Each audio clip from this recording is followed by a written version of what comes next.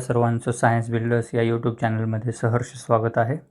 तर विद्यार्थी मित्रांनो, मागच्या बऱ्याच दिवसापासून आपण पाहतोय राज्यसेवा, त्याचबरोबर कंबाईन किंवा PSI, STI, ASO यांच्या पूर्वपरीक्षांमध्ये विचारलेले सामान्य विज्ञान किंवा विज्ञान व तंत्रज्ञान या विषयावरील प्रश्न आणि त्यांचं ॲनालिसिस. तर याच सिरीजमध्ये, या सत्रामध्ये आज आपण त्याच सिरीजमधला पुढचा भाग पाहूयात. 2014 साली विचारण्यात आलेल्या STI प्रिलिम्समध्ये किंवा सहाय्यक विक्रीकर निरीक्षक पूर्वपरीक्षेमधील प्रश्नांबद्दल. तर वळूयात आपण पहिल्या प्रश्नाकडे. पहिला प्रश्न आहे, डोळ्याची व कॅमेऱ्याची रचना यात साम्य असते. या संदर्भात पुढील विधाने पाहात. बुबुळातील बाहुली भिंगाचे छिद्र व झडपेचे कार्य करते किंवा भिंगाचे स्नायू म्हणजे त्याला आपण सिलियरी मसल्स असं म्हणतो, अंतर बदलण्याची व्यवस्था पाहते. तर आता सगळ्यात अगोदर आपल्याला मानवी डोळा, त्याचबरोबर कॅमेरा आणि त्यांचे कार्य व त्यांच्यामध्ये असणारं साम्य काय आहे ते माहीत असणं गरजेचं आहे. तर जेव्हा आपण कॅमेरा आणि डोळ्याबद्दल बोलतो,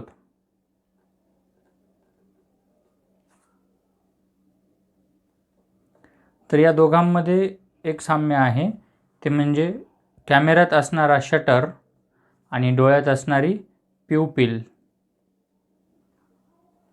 कॅमेऱ्यातला शटर आणि डोळ्यातली प्युपिल या दोघांचं कार्य समान आहे. हे कार्य काय करतात, तर परिस्थितीशी, बाहेरच्या परिस्थितीशी जुळवून घेऊन हे काम करतात. म्हणजे शटर क्लोज होणं किंवा प्युपिल्स क्लोज अँड ओपन होणं, हे जे आहे कॅमेरा शटर अँड प्युपिल्स, म्हणजे ह्या दोघांचं जे कार्य आहे ते परिस्थितीशी जुळवून घेऊन काम करणे आहे. ओके, म्हणजे पुढचा त्यानंतर डोळ्यात असणारे लेन्स आणि कॅमेऱ्यातले लेन्स.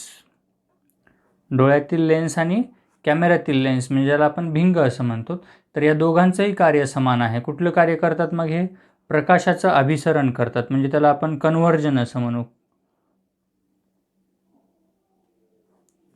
इथं मराठीत लिहितो मी, प्रकाशाचं अभिसरण.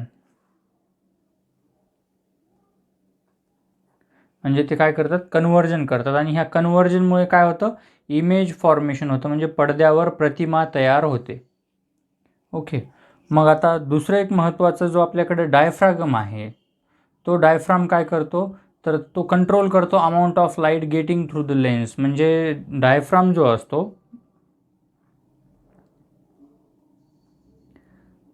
हा डायफ्राम लेन्समधनं, मग डोळा असेल तर त्याचा प्युपिल आणि कॅमेरा असेल तर त्याचा शटर, यांच्यापर्यंत जाणारी जी लाईट आहे लेन्समधनं, त्याला कंट्रोल करण्याचं काम हा करतो. आणि लेन्सचं काम काय आहे? Lens focuses the light and creates and image. लेन्सचं सोपं काम आपण सांगितलं इथं की लाईटला फोकस करणे आणि इमेजला क्रिएट करणे. म्हणजे इथं दिलेलं जे कार्य आहे आपल्याला, iris functions as lens, aperture and shutter, हे बरोबर आहे. आणि ciliary muscles is the focusing arrangement. Diaphragm आणि लेन्स ह्या दोन्ही गोष्टी बरोबर आहेत. म्हणजे आपलं विधान अ आणि विधान ब दोन्हीही योग्य आहेत. आणि दोन्हीही योग्य असणारा पर्याय आहे पर्याय क्रमांक 3, म्हणजे ए आणि बी दोन्हीही योग्य. तर वळूयात पुढच्या प्रश्नाकडे. पुढचा प्रश्न आहे, ड्युरॅल्युमिनियम हे मिश्र धातू कोणत्या धातूपासून तयार होते? आता मुळात हा जर प्रश्न आपण पाहिला तर आयोगानं हा प्रश्न कॅन्सल केलेला होता. आता कॅन्सल का केला, तर दिलेले जे पर्याय होते त्या पर्यायांपैकी जी संदिग्धता होती त्यामुळं आयोगानं कॅन्सल केला. पण ॲक्च्युअल ड्युरॅल्युमिनियम आहे काय? आपण इथं घेऊ ड्युरॅल्युमिनियम.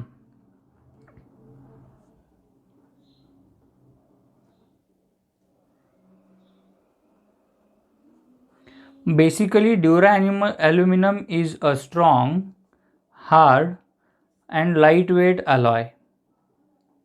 हा वजनात खूप हलका असतो.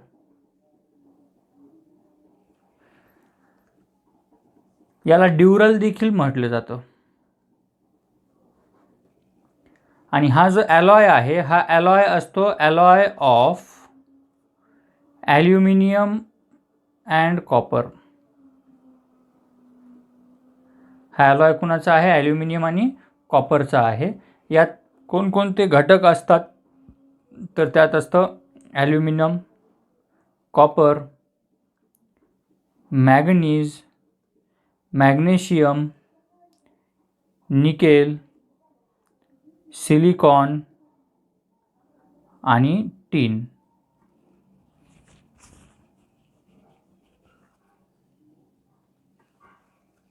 एवढ्या सगळ्या पदार्थांचा हा बनलेला असतो. तर मग आता aluminium, copper, manganese, magnesium, nickel, silicon आणि टीन हे सर्वला सर्व कुठल्याच पर्यायामध्ये नाहीत. म्हणजे सगळे दिलेले पर्याय आपल्याला चुकीचे आहेत, म्हणून आयोगानं तो प्रश्न कॅन्सल केलेला होता.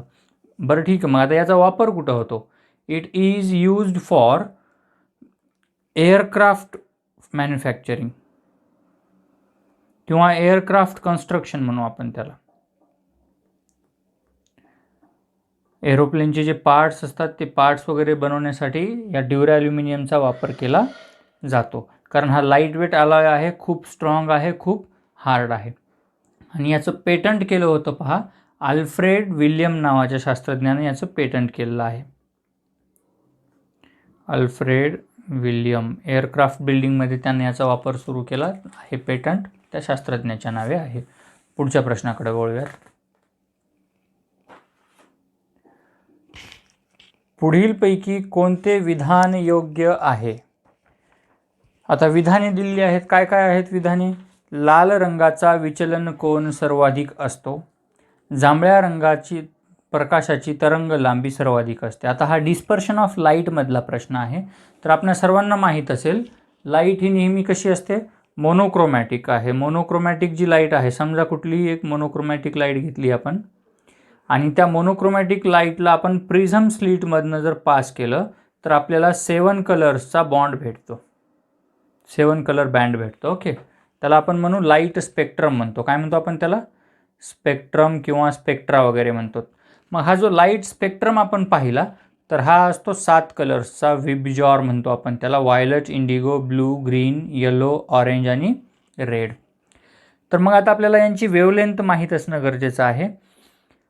ही जी लाईट आहे ह्या 7मध्ये हा जो स्पेक्ट्रम असतो, या स्पेक्ट्रमला आपण म्हणतो विजिबल रेंज ऑफ लाईट म्हणतो. कोणती रेंज ऑफ लाईट आहे ही विजिबल लाईट आहे. मग ह्या रेंजच्या पूर्वी म्हणजे व्हायलेटच्या अगोदर जी लाईट असते त्या लाईटला आपण म्हणतो ultraviolet rays, UV rays म्हणतो आपण त्याला, अल्ट्रा व्हायलेट रेज असं म्हणू. आणि जी इथं रेडच्या नंतर असते, ह्या रेडच्या नंतर असते त्या लाईट रेजला आपण म्हणतो इन्फ्रारेड रेज असं म्हणतो. मग आता यांच्या वेवलेंथ माहीत असणं गरजेचं आहे. व्हायलेटची वेवलेंथ काय आहे? 4 × 10⁻⁷ नॅनोमीटर. आणि इकडं जी वेवलेंथ आहे रेडची ती आहे 7 नॅनोमीटर, म्हणजे 7 × 10⁻⁷ मीटर म्हणू आपण त्याला. मग या दोघांच्या मध्ये जो असतो तो विजिबल लाईट आहे. पण आता वेवलेंथच्या बाबतीत आपल्याला दुसरं एक मेकॅनिझम माहीत असणं गरजेचं आहे. वेवलेंथ शॉर्टर जेवढी असणार, शॉर्टर द वेवलेंथ, कोण? Shorter the wavelength highest is the frequency.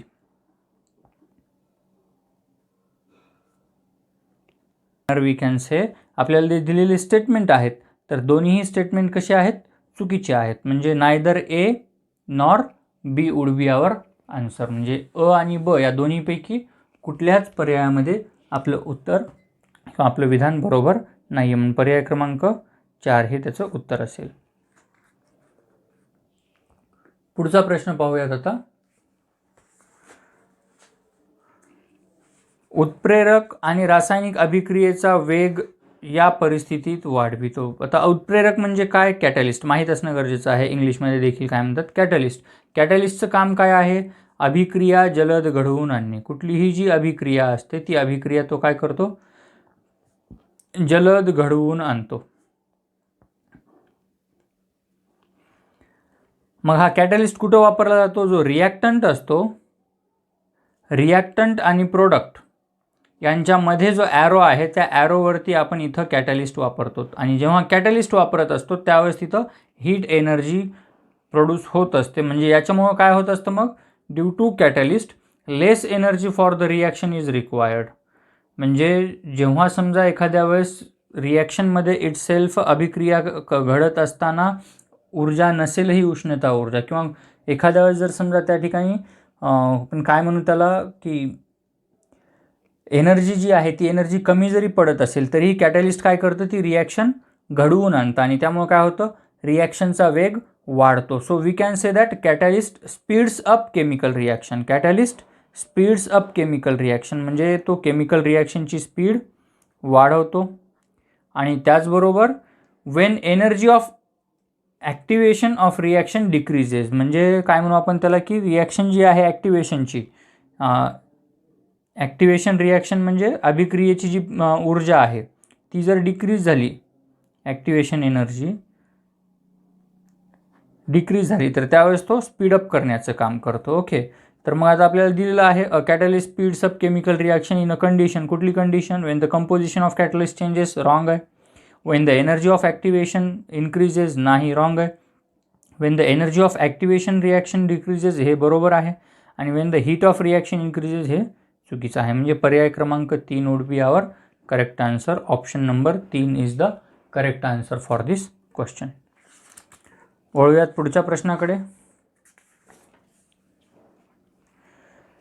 विद्युत परिपथातील वितळ तार काय आहे? उपकरणाशी एकसर जोडणी जोडतात, उपकरणाशी समांतर जोडणी जोडतात, मिश्र धातूपासून बनवलेली असते का शुद्ध धातूपासून बनवलेली असते? तर आता सगळ्यात अगोदर विद्युत परिपथ आणि वितळ तार म्हणजे काय माहीत असणं गरजेचं आहे. विद्युत परिपथ म्हणजे इलेक्ट्रिक सर्किट, वितळ तार म्हणजे आपण त्याला शुद्ध इंग्लिशमध्ये किंवा आपल्या दैनंदिन वापराच्या मराठीत म्हणतो फ्यूज.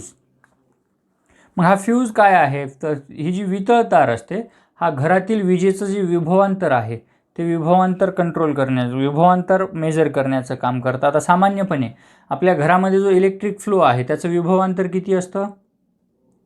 साधारणपणे विभवांतर असतं 220 ते 250 व्होल्ट एवढं. ओके, मग काही कारणाने जर समजा या विभवांतरामध्ये वाढ झाली, अचानकपणे जर वाढ झाली तर काय होतं? इलेक्ट्रिक उपकरणं जी आहेत घरातली, ज्याला आपण विद्युत उपकरणं म्हणतो, ती विद्युत उपकरणं खराब होतात. म्हणजे आपण बऱ्याच वेळा पाहतो की टी व्ही असेल, फ्रीज असेल, अचानक जर समजा हाय व्होल्टेज एनर्जी आली तर पिक्चर ट्यूब जाते टी व्हीची, किंवा फ्रीजमध्ये काही प्रॉब्लेम्स येतात. असे बरेच इलेक्ट्रिक उपकरणं आहेत ज्यांना धोका उद्भवत असतो. मग अशा वेळेस फॉर द प्रोटेक्शन ऑफ, काय म्हणू त्याला आपण, for the protection of electric gadgets, ज्याला आपण इलेक्ट्रिक उपकरणे देखील म्हणतो, त्या फ्यूजचा वापर केला जातो. बरोबर, फ्यूज वापरतात. मग आता घरातील विजेचे विभवांतर प्रमाणापेक्षा वाढले की वितळ तार तापते. म्हणजे आता समजा हा घरातील एक इलेक्ट्रिक सर्किट आहे आणि या इलेक्ट्रिक सर्किटवरती आपण इथं फ्यूज जोडलेला आहे आणि यातनं विभवांतर वाढलं की ही जी वितळ तार आहे ही तापून तुटते आणि ही ब्रेक झाल्यामुळे विद्युत पुरवठा खंडित होतो. बरोबर, मग ही जी वितळ तार आहे ही वितळ तार वापरत असताना ती एकसर जोडणी जोडतात. म्हणजे ती समांतर नसते, ती कशी असते, ती एकसर जोडणी जोडली असते, ज्याला आपण इन सिरीज म्हणू. आणि दुसरं, त्या व्यतिरिक्त it is made up of mixed elements, म्हणजे ज्याला आपण मिश्र धातू असं म्हणतो. ही कशापासून बनलेली आहे? मिश्र धातू, म्हणजे आपण त्याला ॲलॉईज म्हणू, ॲलॉयपासून बनलेली आहे ही. आणि दुसरं एक म्हणजे महत्त्वाचं, याचा आजकाल पर्यायी वापर देखील होतो. याला पर्याय म्हणून आपण काय करतो आजकाल? मिनिएचर सर्किट ब्रेकर वापरतो. तर मग आता हा मिश्र धातू आहे, हा सिरीजमध्ये जोडलेला आहे, हा समांतर जोडणीत नसतो आणि हा शुद्ध धातू पण नसतो. म्हणजे ब आणि ड चुकीचे आहेत. बरोबर कोण आहे? फक्त मग अ आणि क. पर्याय क्रमांक 1 वुड बी आवर आन्सर. वळूयात पुढच्या प्रश्नाकडे. भारतीय आहारात विटॅमिन ए जीवनसत्व हे मुख्यत्वे डॅश डॅश पासून मिळते. आता आहार आणि त्यातून मिळणारी आपल्याला जी जीवनसत्व आहेत ती जीवनसत्व यांच्याबद्दल माहिती असणं गरजेचं आहे. आता मग विटॅमिन ए जीवनसत्व मुख्यत्वे कशापासून मिळतं? विटॅमिन ए जीवनसत्वाचे जे सोर्सेस आहेत विटॅमिन ए, त्याचे सोर्सेस कोणकोणते आहेत? गाजर असेल, पालक असेल, मेथी असेल, टोमॅटो असतील, आंबा असेल, दही असेल, अंडी असतील, यांच्यातून आपल्याला व्हिटॅमिन ए भेटतं. आता हे भारतात मुबलक प्रमाणात उपलब्ध आहे ते सगळेच पदार्थ, बरोबर. आणि मग ह्या पदार्थांमध्ये मेन सोर्स कोण असतो? कॅरोटीन हा मेन सोर्स असतो. या पदार्थांचा मेन सोर्स कोणता असतो? या पदार्थातला मुख्य घटक म्हणू आपण त्याला. या पदार्थातला मुख्य घटक कॅरोटीन आहे आणि याच कॅरोटीनपासून आपल्याला काय भेटतं? व्हिटॅमिन ए भेटतं. म्हणजे पर्याय क्रमांक 4 हे उत्तर असणार आहे. मग आता बाकी पर्यायांवर देखील चर्चा करू आपण. फायटिन काय आहे? तर फायटिन हे कॅल्शियम मॅग्नेशियम सॉल्ट आहे. फायटिन काय आहे? Calcium magnesium salt. आणि हे आपल्याला मेनली फॉस्फरस स्टोरेजचं काम करतं. टॅनिन हा पेल येलो कलरमध्ये आढळणारा टॅनिक ॲसिड आहे. आणि त्यानंतर हा जो ऑक्सिटोसिन आहे, वी नो दॅट हा एक हार्मोन आहे जो पिट्युटरी ग्लँडमधनं सिक्रेट होतो. म्हणून पर्याय कोणता असणार आहे? तुम्ही पर्यायावरून सुद्धा काढू शकता किंवा व्हिटॅमिन ईची पूर्ण माहिती असेल तर त्यावरून सुद्धा उत्तर काढता येतं. वळूयात पुढच्या प्रश्नाकडे. पुढीलपैकी कोणते विधान योग्य आहे? आता विधान योग्य कोणते आहे? ॲल्युमिनियमचा धातू पाषाण Al2O3 2SiO2 2H2O आहे आणि सॅडेराईट हा ॲल्युमिनियमचा खनिज क्षार आहे. आता या प्रश्नात देखील आपल्याला काय थोडंसं म्हणजे आपण टेक्स्टबुकच्या आधारे जर पाहिलं तर आपल्याला सांगता येईल की हा जो सॅडेराईट आहे हा सॅडेराईट एक मिनरल आहे. हा कुणाचा मिनरल आहे? ॲल्युमिनियमचा खनिज क्षार नसून हा कुणाचा आहे? आयर्न कार्बोनेट चा मिनरल आहे हा. म्हणजे त्याला आपण म्हणू FeCO3. म्हणजे आपलं हे विधान चुकलं. मग आता उरला हा प्रश्न, ॲल्युमिनियमचा धातू पाषाण Al2O3 2SiO2 2H2O म्हणजे हा कोण आहे? ॲल्युमिनियम सिलिकेट आहे. मग ॲल्युमिनियम सिलिकेट हा जो कंपाऊंड आहे हा ॲल्युमिनियम सिलिकेट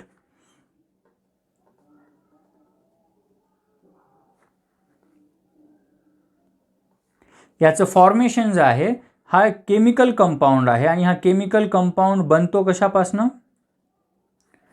ॲल्युमिनियम ऑक्साईड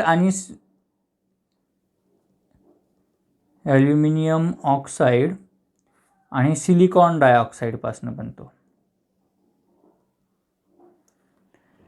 तर हा धातूपाषाण आहे का त्याचा? याबद्दल संदिग्धता आहे, पण हा केमिकल कंपाऊंड आहे आणि आपल्या पाठ्यपुस्तकांच्या आधारे जर म्हटलात तर हा धातूपाषाण नाही आहे. आता बऱ्याच ठिकाणी हे आपल्याला पाहायला भेटतं. तर पाठ्यपुस्तकाच्या आधारे आपल्याला आयोगाला जे अपेक्षित आहे ते पाहिलं तर याचं उत्तर येईल दोन्हीही विधाने चुकीची आहेत. म्हणजे अ आणि ब दोन्हीही नाहीत. पण तरीही शंका असू नये म्हणून मी सोबत ॲल्युमिनियमचे सगळे मिनरल्स आणि सगळे ओअर्स तुम्हाला दिलेले आहेत. त्यात पाहात तर ॲल्युमिनियमचे जे मुख्य चीफ ओअर्स ज्याला म्हणू आपण ते आहेत बॉक्साईट आणि क्रायोलाईट. कोण आहे? Bauxite and cryolite. त्याच्यासोबत बाकीचे ओअर्स आहेत ते ओअर्स देखील त्या चार्टमध्ये तुम्हाला दिलेले आहेत. पुढचा प्रश्न घेऊयात. खालीलपैकी कोणत्या प्रकारचे फूल हे सपुष्प वनस्पतीमध्ये प्रगतिशीलतेचे प्रतीक मानले जाते? एकांटे फूल, नियमित प्रकारचे फूल, अनियमित प्रकारचे फूल, द्विलिंगी प्रकारचे फूल. आता आपल्याला ह्या प्रत्येक फुलाबद्दल माहीत असणं गरजेचं आहे की कुठलं फूल काय असतं. तर आता जे हे सॉलिटरी फ्लावर आहे पर्याय क्रमांक 1 मध्ये हे एक one flower at specific place असतं. म्हणजे इथं लिहील मी सॉलिटरी फ्लावर. हे फ्लावर प्लांटवरती स्पेसिफिक प्लेसला असतं. एखाद्या झाडावर एखाद्या विशिष्ट ठिकाणी चाललेलं फूल असतं आणि हे सपुष्प वनस्पतीचं ॲडव्हान्स्ड अँजिओस्पर्म किंवा काय म्हणू की प्रगतशीलतेचं प्रतीक नाही आहे. म्हणजे हा पर्याय चुकीचा आहे. मग त्यानंतर आपण चर्चा करूयात नियमित प्रकारच्या फुलांवरती. आता हे जे नियमित प्रकारचे फुलं आहेत ॲक्टिनोमॉर्फिक फ्लावर्स, हे ॲक्टिनोमॉर्फिक फ्लावर्स हे रेडियल सिमेट्रिकल असतात. हे कसे असतात? दे आर रेडियली सिमेट्रिकल किंवा त्याला आपण रेडियल सिमेट्रिक असं म्हणू. आणि यांना बायसेक्ट केल्याच्या नंतर यांचे 2 समान भाग पडतात. आता रेडियल सिमेट्री काय असते, त्यानंतर त्याच्यासोबतच बायलॅटरल सिमेट्री काय असते हे तुम्हाला पुढच्या म्हणजे ह्या ग्राफिकमध्ये दिसणार आहे याच्यासोबत. तर हा रेडियल सिमेट्रिक आहे. आणि हा जो झायगोमॉर्फिक फ्लावर असतो हा झायगोमॉर्फिक फ्लावर कसा आहे? बायलॅटरल सिमेट्रिक आहे. आणि हा बायलॅटरल सिमेट्रिक असल्या कारणाने याचं काय होतं? दिस कॅन बी बायसेक्टेड इन 2 हाल्स. म्हणजे याचे एकाचे 2 भाग करता येतात आणि ते सुद्धा फक्त आणि फक्त एकाच प्लेनमध्ये म्हणजे एकाच प्रतलात. आणि त्यामुळे हे प्रगतशीलतेचं प्रतीक मानलं जातं. आणि आता उरला प्रश्न बायसेक्शुअल फ्लावर्सचा. तर बायसेक्शुअल फ्लावर्स आपल्याला माहिती आहे की ज्यामध्ये दोन्ही मेल आणि फिमेल गॅमेट असतात अशाला आपण काय म्हणतो, बायसेक्शुअल फ्लावर म्हणतो. हे प्रगतशीलतेचं प्रतीक नाही आहे. मग आता झायगोमॉर्फिक फ्लावर काय आहेत, तर झायगोमॉर्फिक फ्लावर्स बायलॅट्रिकल सिमेट्रिकल फ्लावर्स आहेत. तुम्हाला ते सिमेट्री कशी असते बायलॅटरल ते ग्राफिक्समध्ये दिसेल आणि त्यामुळं पर्याय क्रमांक 3 असणार आहे. त्याचबरोबर आता सपुष्प वनस्पतीची थोडीशी अधिक माहिती जर आपण पाहिली तर ह्या सपुष्प वनस्पती ज्या आहेत अँजिओस्पर्म फ्लावर्स, त्यांच्यामध्ये कार्पेल्स असतात, त्यांच्यामध्ये स्टेमन्स असतात, त्यांच्यामध्ये पोलन ग्रेन्स असतात आणि त्याचबरोबर त्या मोनोकॉट किंवा डायकॉट असतात. मोनोकॉटिलिडॉन, डायकॉटिलिडॉन, एकदल द्विदल असं म्हणतो आपण त्याला.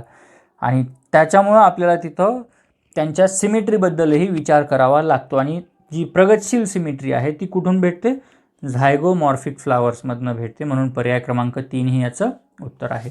पुढच्या प्रश्नाकडे वळूयात.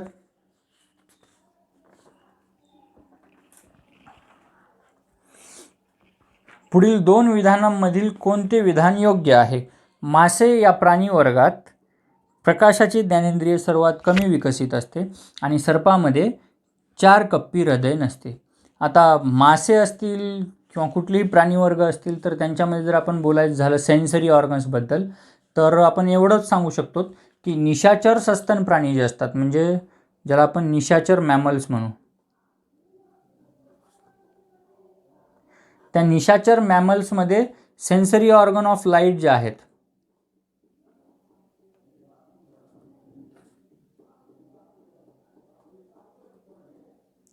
सेन्सरी ऑर्गन ऑफ लाईट जे आहेत तर त्यांच्यामध्ये विकास कमी झाला असतो. म्हणजे प्रकाशाबद्दल असणारं जे ज्ञानेंद्रिय आहे, प्रकाशाचं ज्ञानेंद्रिय, ते कमी विकसित असतं. आणि काहीमध्ये तर ते नसतं. जसं की आता वटवाघूळ जर पाहिलं आपण तर वटवाघळामध्ये देखील हे बिलकुल नसतं. त्यानंतर अजून जर आपण खोल पाण्यातलं पाहिलं तर खोल पाण्यामध्ये प्रकाशाचं प्रमाण कमी असतं, जसं समुद्रामध्ये वगैरे. त्यामुळे माशांचा देखील जो विकास आहे याच्या बाबतीत कमी विकसित असतो. तो सर्वात कमी नसतो पण तो कमी विकसित असतो. तर हा आपला जो काय म्हणू आपण त्याला, हा जो पर्याय आहे हा पर्याय देखील चुकीचा आहे. कारण कमी विकसित नसतो, सर्वात कमी नसतो, फक्त कमी असतो. त्यानंतर पुढचा पर्याय आपण चर्चा करूयात.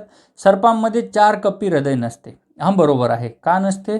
कारण सर्पामधलं जे हृदय आहे ते 3 कप्प्याचं असतं. 3 कप्प्याचं म्हणजे कसं असणार आहे की snakes have hearts of 3 chambers. त्यामध्ये लेफ्ट आणि राईट या 2 आर्टरिया असतात आणि त्यांच्याकडे एकच वेंट्रिकल असतं.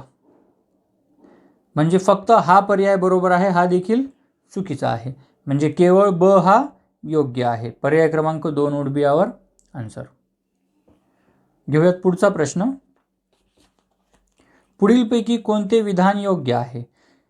सायनोफायटा शेवाळ प्रवर्गास निळे हिरवे शेवाळ संबोधले जाते आणि बॅक्ट्रोस्पर्म शेवाळ नत्र स्थिरीकरण करते.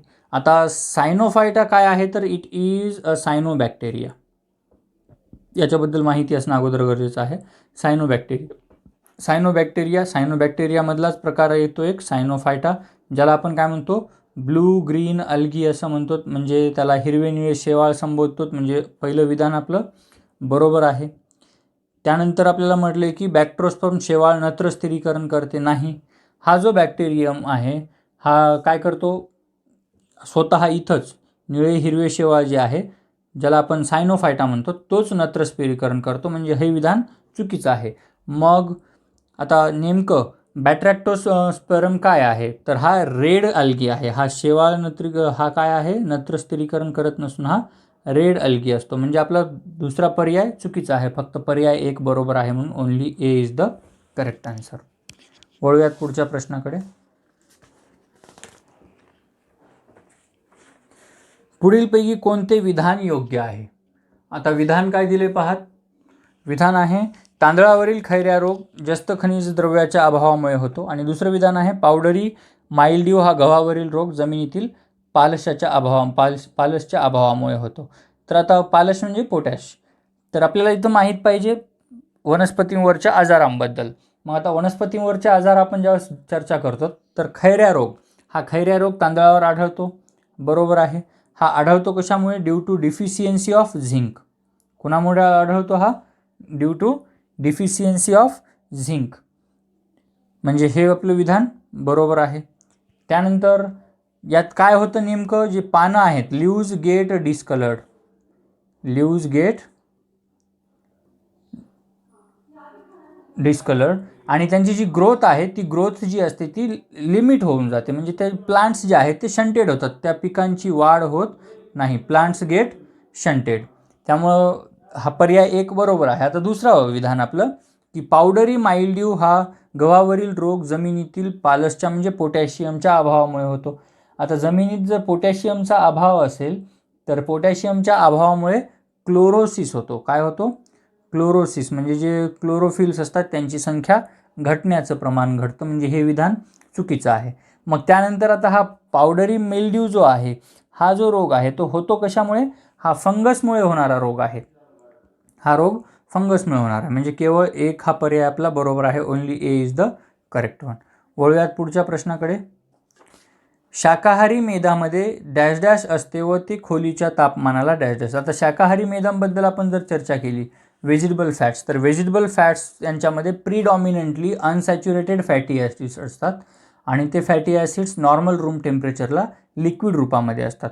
अनसॅच्युरेटेड फॅटी ॲसिड्स आणि लिक्विड रूप हे पर्यायामध्ये कुठं आहे? अनसॅच्युरेटेड फॅटी ॲसिड आणि लिक्विड. पर्याय क्रमांक 1 हे आपलं उत्तर आहे. आणि त्याचबरोबर हे जे अनसॅच्युरेटेड फॅटी ॲसिड आहेत हे दोन प्रकारचे असतात, मोनो अनसॅच्युरेटेड आणि पॉली अनसॅच्युरेटेड. ऑलिव्ह ऑइल जर पाहिलं आपण तर त्यात मोठ्या प्रमाणावरती आपल्याला शाकाहारी मेदाचं प्रमाण आढळून येतं. दिलेल्या ग्राफिकमध्ये देखील तुम्हाला हे दिसत असेल. पर्याय क्रमांक 1 would be our correct answer. पुढचा प्रश्न घेऊया आपण. पुढील विधानांपैकी कोणते विधान योग्य आहे? की सिल्वर फिश प्राणी मत्स्यवर्गात येतो, आणि दुसरं विधान आहे कुत्र्याचे जास्तीत जास्त आयुर्मान 15 वर्ष असते. तर सगळ्यात महत्त्वाचं की सिल्वर फिश हा जो प्राणी आहे हा मत्स्य वर्गात येत नसून हा कीटक वर्गातील आहे. म्हणजे हा पहिलं विधान आपलं चुकीचं आहे. त्यानंतर कुत्र्याचे जास्तीत जास्त आयुर्मान 15 वर्ष नाही, कुत्र्याचे जास्तीत जास्त आयुर्मान हे केवळ 14 वर्ष असतं. म्हणजे हे देखील विधान आपलं चुकीचं आहे. म्हणजे दोन्ही विधानं चुकीची आहेत. अ आणि ब दोन्हीही योग्य नाहीत. हे आपलं उत्तर असणार आहे. पर्याय क्रमांक 4 वुड बी आवर आन्सर. वळूयात शेवटच्या प्रश्नाकडे या प्रश्नपत्रिकेतील. पुढीलपैकी कोणते विधान योग्य आहे? पांढऱ्या रक्तपेशी अस्थिमध्यात बनतात आणि पांढऱ्या पेशी जीवाणूंना संपवतात.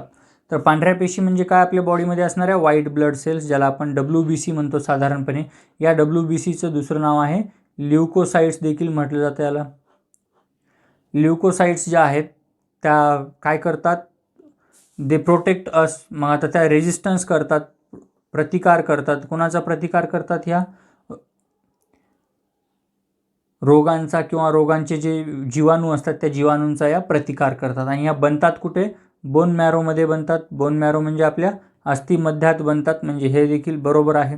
आणि पांढऱ्या पेशीचं कार्य काय आहे? रोगप्रतिकार करणं. बॅक्टेरिया आणि ज्या डिसीज सेल असतील, डिस्ट्रॉईड सेल्स किंवा डिसीज्ड सेल्स, त्यांना संपवण्याचं काम करतात. म्हणजे हे देखील आपलं पर्याय बरोबर आहे. आणि यांची संख्या किती असते? प्रति लिटर 4 × 10⁹ ते 11 × 10⁹ एवढ्या मोठ्या प्रमाणावरती प्रति लिटरमध्ये ते आपल्या रक्तात आढळतात. सो आपले दोन्हीही पर्याय बरोबर आहेत. म्हणजे अ आणि ब दोन्ही योग्य. पर्याय क्रमांक 3 हे आपलं उत्तर असणार आहे. Stay connected. पुढच्या सत्रामध्ये पाहूयात आपण अशाच पुढच्या एखाद्या प्रश्नपत्रिकेतील सामान्य विज्ञान किंवा विज्ञान व तंत्रज्ञान यावरती आयोगानं विचारलेल्या प्रश्नांचं ॲनालिसिस. पाहत राहा सायन्स बिल्डर्स.